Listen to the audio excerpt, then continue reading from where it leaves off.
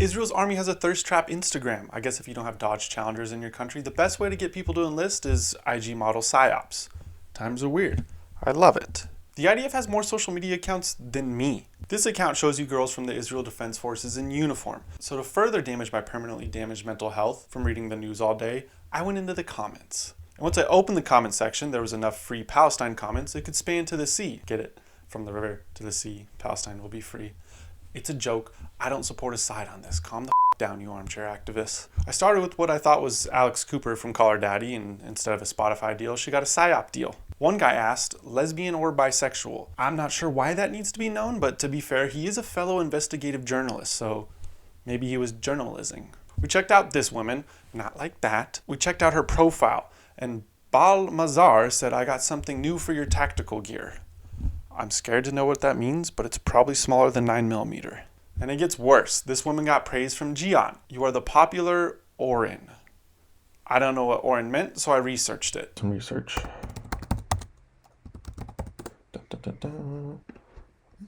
Define Orin. I'm not reading all that. It's a definition. What does Orin mean?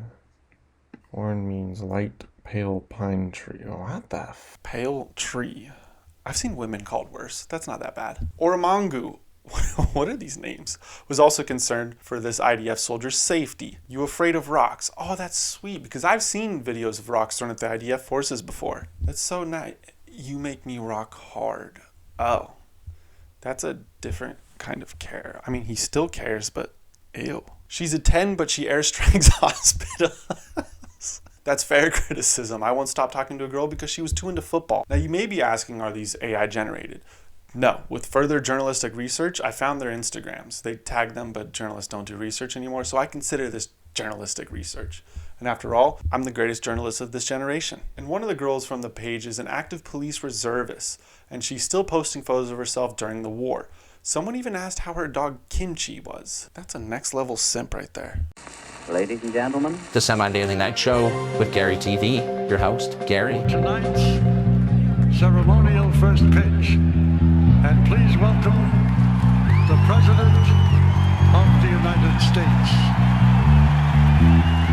We did it, sir. just making sure you're paying attention. Welcome to the Semi-Daily Night Show. Donald Trump's in trouble. He's been quoted saying he's not a windmill person in one of his cases. I never understood wind, and I know windmills very much. I've studied it better than anybody. Why is it okay for these windmills to destroy the bird population? And that's what they're doing. That's gotta be incriminating. And Trump's new lawyer defending him in one of his cases also went viral, and the comment section was full of more single men than at an anime convention. Even Republicans can be simps. It's an epidemic we don't talk about enough. Now, making jokes about Republicans got me in trouble in my last video. So Republicans, I want to talk to you people. I make jokes about Democrats and you applaud. I say Arkansas's governor should be banning McDonald's over language in state documents no one will read, and suddenly I'm a Marxist because I made fun of a Republican governor that you couldn't even name the state she was from. Or that me, have Trump derangement syndrome. Trump makes me laugh. My political opinion is like the Epstein client list. It's full of both sides and it's been deleted from society. I make fun of both sides. It gives me more jokes. And I value jokes more than politics. Don't be that guy that goes, well, actually, when a comedian makes a joke.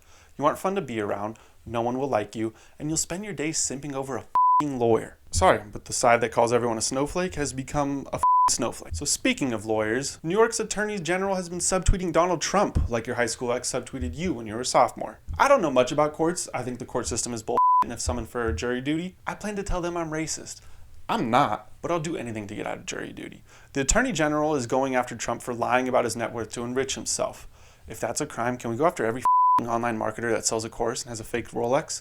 They annoy the shit out of him. He's lowercase top G wannabe. But tweeting about your ongoing case, if not illegal, is weird. Why are you trying to be an influencer? You're the Attorney General of New York. Shouldn't you be carrying out racist laws like normal so you can make all of us come up with shit excuses to get out of jury duty?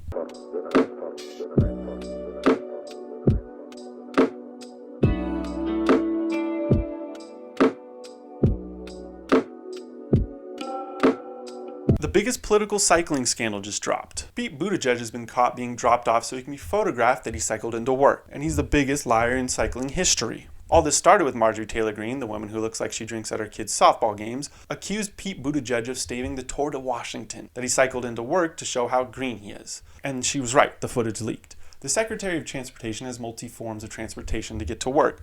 A motorcade for half the commute, a bike for the arrival, I would say a train, but those derail more than a firefighter's marriage. And he knows it. And of course he has Heelys for when he's on the ground of a disaster. Okay, I made that last part up, but that would be efficient. All this comes as an official government release by Marjorie Taylor Greene. She called him Pothole Pete.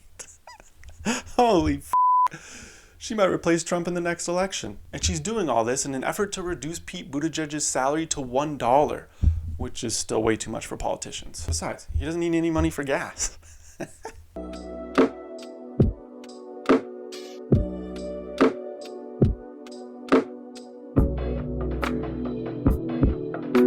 Twitter released its own AI called Grok, and it f***ing sucks. Elon Musk said the new AI will be funny, but it's funny like those restaurants where the theme is the waiter is rude to you.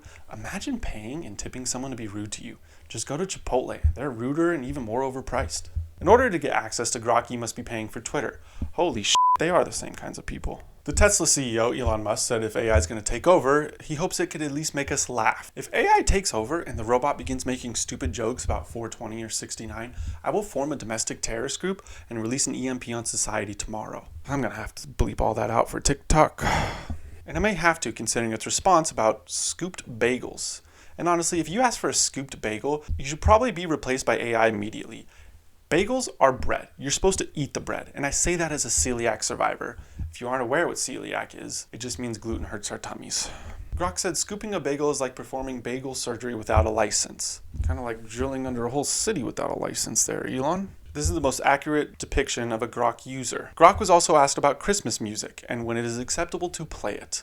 The complex computing technology said to play it when everyone is sick of Christmas music, which is the day of Christmas. According to an Elon fanboy, this made Grok the best thing to happen to humanity. I thought modern refrigeration might have been the best human advancement. Someone even made the artificial intelligence a bed. A bed. The internet is just a showcase for mental illness at this point, this channel included. The vast majority of AI is for dorks that can't function as a human. If ChatGPT gives you a good idea, you were a bot from the beginning. The same people posting, "You're not using ChatGPT correctly," also asked their wife's boyfriend for the Wi-Fi password to tweet about NFTs. We all know how NFTs went.